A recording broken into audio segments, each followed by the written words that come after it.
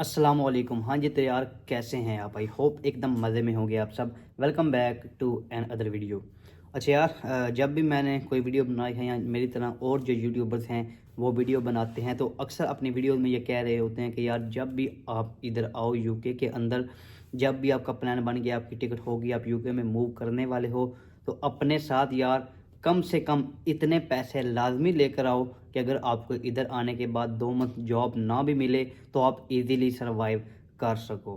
तो कई लोगों के दिल में ये भी सवाल होते हैं कि यार उधर जाके कौन कौन से मतलब एक्सपेंसेस होते हैं कि हमारे जो कि होने होते हैं। अगर हमारे पास जॉब नहीं है तो एक्सपेंसेस हम अपने कम कर लेंगे, तो लेकिन एक्सपेंसेस होते हैं उस हिसाब के साथ। इसलिए हम कह रहे होते हैं कि यार कम से कम आप अपने पास जो है वो 2000 2500 3000 पाउंड तक अपने साथ लेकर आया करो कि अगर आपको आते ही जॉब नहीं मिलती है, 1 महीना आपको लग जाता है जॉब ढूंढते ढूंढते, आप 1 महीने के बाद आपको जॉब मिलती है, तो आपके पास इतने पैसे होने चाहिए कि आप इजीली सर्वाइव कर सके, अपने जो है वो डेली बेस के जो एक्सपेंसेस हैं कम से कम वो मैनेज कर सके, जिसके अंदर जो है वो आपकी फूड कॉस्ट आती है, आपकी ट्रैवलिंग कॉस्ट आती है, इसके अलावा जो है आपका रूम रेंट आता है, आपका सिम का जो है वो कॉन्ट्रैक्ट आता है। इस तरह की कई छोटी मोटी चीज़ें आती हैं जो कि आपने पे करनी ही करनी है। तो मैंने सोचा इस पर आज एक छोटी सी वीडियो बनाऊं ताकि जो नए आने वाले स्टूडेंट्स हैं उनको एक थोड़ा सा आइडिया मिल जाए कि कौन कौन से हमारे जो एक्सपेंसेस हैं जो कि होने ही होने हैं। आप जॉब कर रहे हैं, आप जॉब नहीं कर रहे, आप सो रहे हैं, आप जाग रहे हैं, जो मर्जी करें, ये जो है एक्सपेंसेस हैं ये आपके होने ही होने हैं, ये खर्चा आपका होना ही होना है जिस तरह मर्जी करके। तो मैंने सोचा इस पर छोटी सी एक ओवरव्यू आपको दे दूं कि किस हिसाब से जो है वो आपके एक्सपेंसेस होने वाले हैं। तो यार सबसे पहले रूम रेंट की बात करें, जिधर आपने आकर रहना है वो रूम रेंट आपने पे करना ही करना है, चाहे वो आपका इधर कोई रिलेटिव रहता है तब भी आप उसके पास ज़्यादा देर आकर इधर नहीं किसी के पास भी स्टे कर सकते। इसके अलावा अगर आप बात करें दोस्तों के पास, आप इतनी ज़्यादा स्टे नहीं कर सकते, आपको अल्टीमेटली अपने रूम में शिफ्ट होना पड़ेगा, अपना जो है वो रूम रेंट आपको पे करना पड़ेगा। अल्टीमेटली आप 1 मंथ रह लोगे, 2 मंथ किसी के पास रह लोगे मैक्सिमम, इसके बाद आपने जो है वो मूव करना ही करना है। तो रूम रेंट यार डिपेंड करता है आप किस सिटी में रह रहे हो। एक अगर एवरेज एक नॉर्मल बात की जाए, कम से कम जो रूम रेंट है शेयरिंग में वो 300 पाउंड से लेकर 350 पाउंड तक है मिनिमम।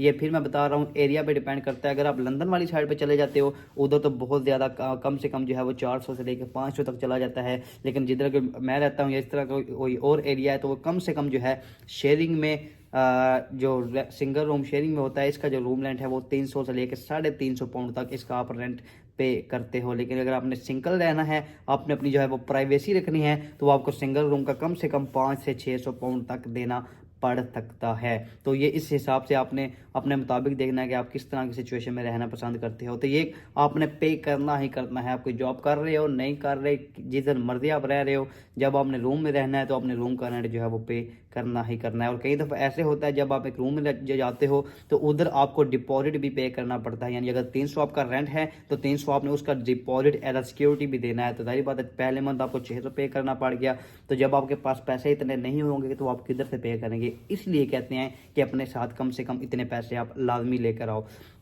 इसके अलावा यार बात करें फूड कॉस्ट की, जाहिर बात है खाना आपने खाना ही खाना है, जिधर मर्जी आप रहो, काम करो ना करो, खाना कम से कम 2 टाइम आपने खाना ही खाना है। तो फूड कॉस्ट भी डिपेंड करता है आप बाहर से खा रहे हो। जिस तरह मैं अभी तक जो है वो बाहर से खाता रहा हूँ तो अच्छे खासे पैसे लगते रहे हैं, मिनिमम 250 से लेकर 300 पाउंड 1 मंथ का लग जाता था जब मैं बाहर से खाना खाता था। तो अभी रिसेंटली मैंने स्टार्ट किया घर पे खाना बनाना, अच्छी खासी बचत है यार इसमें। तो अगर आप घर पे खाना बनाते हो तो ये आपका कह लो कि 120 पाउंड से लेकर 150 पाउंड तक आपका खर्चा हो जाता है नॉर्मल जो आप घर पे खाना वगैरह बनाते हो। लेकिन अगर आपने जाहिर बात है डेली बेस पे लैम खाना है या मटन खाना है तो वो थोड़े से पैसे बढ़ जाएंगे। लेकिन एक नॉर्मल जिस तरह एक वीक में एक दो दफ़ा गोश्त हो जाता है या सब्ज़ी वगैरह हो जाती है, अगर एक टाइम इधर खाना बन जाए तो आपके 2 दिन ईजीली गुजर जाते हैं। तो वीक में आप जाहिर बात है 3 दफ़ा खाना बना लो, आपका बड़ा अच्छा गुजारा हो जाता है। तो मैं इसका एक एवरेज अगर बात करूँ घर पे खाना बनाने की तो ये आप 150 पाउंड तक जो है वो आपके मंथली लग जाते हैं, 150 से लेके 200 तक। ये अच्छे खासे पैसे हैं 1 मंथ के लिए। इसके बाद यार बात करें ट्रैवलिंग कास्ट, आप एज स्टूडेंट आ रहे हो, आपने यूनिवर्सिटी जाना है, कई लोग ऐसे होंगे जिनकी यूनिवर्सिटी दूर होगी, जिनको ट्रेन की टिकट लेना पड़ेगी, किसी को बस की टिकट लेनी पड़ेगी, जिनको तो करीब यूनिवर्सिटी है यानी डिस्टेंस वॉकिंग डिस्टेंस पे है, 10 15 20 मिनट लगते हैं पैदल, उनकी जो ट्रैवलिंग कास्ट जो है वो बिल्कुल बच जाएगी। लेकिन कई ऐसे स्टूडेंट्स होंगे जिनका जो है यूनिवर्सिटी दूर होगी, जिस तरह मेरी यूनिवर्सिटी काफ़ी दूर थी, मेरी टिकट जो है वो अच्छी खासी लग जाती थी तो आपको टिकट लेनी पड़ेगी। तो मंथली मैंने इसका भी 100 पाउंड लगाया है। ये बिल्कुल एवरेज है, ना बहुत ज़्यादा कम है ना बहुत ज़्यादा है। यानी कई लोग ऐसे हैं जिनके 15 पाउंड की टिकट लगेगी, उनको हफ्ते में 1 दफ़ा जाना पड़ेगा या किसी को 2 दफ़ा जाना पड़ेगा। उसके हिसाब से मैंने एक एवरेज के हिसाब से 100 से लेकर 120 तक जो है वो आपके एक्सपेंसेस आएंगे ट्रैवलिंग कॉस्ट के। इसके अलावा बात करें सिम कॉन्ट्रैक्ट आपका हर मंथ लगेगा ही लगेगा, क्योंकि ये बहुत ही इंपॉर्टेंट है। आपका डाटा जो है वो हर वक्त चलता रहना चाहिए, इसके बगैर आप बिल्कुल भी नहीं चल सकते इधर।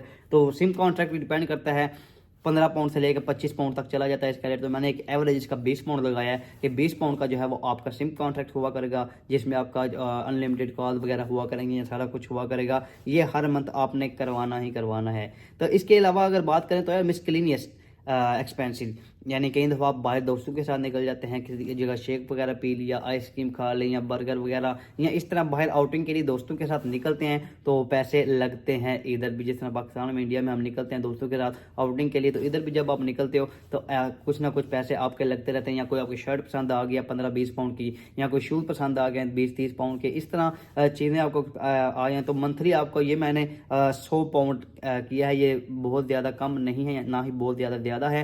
तो ये 100 पाउंड तक आपके लग ही जाते हैं मंथली। अगर आप कुछ नहीं करते, बाहर नहीं जाते, तो ये बच भी सकते हैं आपके। ये आप पे डिपेंड करता है आपके नेचर किस तरह के, आप किस तरह की आउटिंग करते हो, किस तरह की आप चीज़ें बाहर से खाना पसंद करते हो, तो ये आप पे डिपेंड करता है। तो ये मैंने 100 पाउंड जो है वो एवरेज लगाए हैं। तो रूम रेंट हो गया 300-350 पाउंड तक, फूड आपकी 150 हो गई, इसके अलावा ट्रैवलिंग कास्ट 100 हो गई, इसके अलावा सिम हो गई, इसके अलावा मिसलेनियस हो गए।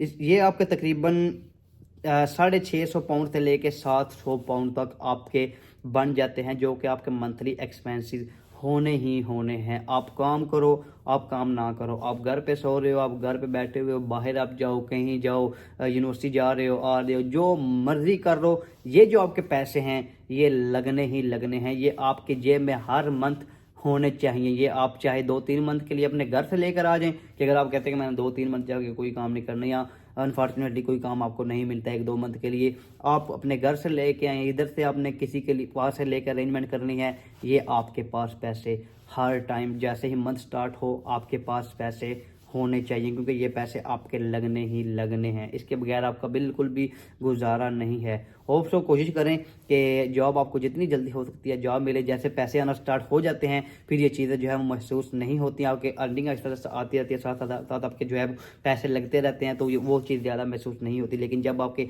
पैसे जेब से लग रहे होते हैं, जब आप पैसे घर से लेके आए होते हैं, वो जब जेब से लगते हैं तो वो थोड़ा सा ज़्यादा महसूस होता है। तो इसलिए आपने कोशिश करनी है कि ये पैसे अपने साथ लाजमी लेके आएँ, ताकि किसी के से आपको जो है वो पैसे उधार ना लेने पड़े। तो यही थी एक छोटी सी वीडियो, मैंने कहा कि इस पे एक बनानी चाहिए वीडियो, ताकि एक ओवरव्यू आप लोगों को क्लियर मिल जाए, जो नए आने वाले स्टूडेंट्स हैं, कि किस तरह आपने आके इधर चीज़ें मैनेज करनी है, कौन से पैसे किधर आपके पैसे लगने वाले हैं, एक ओवरव्यू आपको मिल जाए। तो उम्मीद करता हूँ यार वीडियो थोड़ी सी हेल्पफुल रहेगी। वीडियो अच्छी लगे वीडियो को लाइक लाजमी कीजिएगा, चैनल पर नए हैं तो यार चैनल को सब्सक्राइब करना मत भूलें।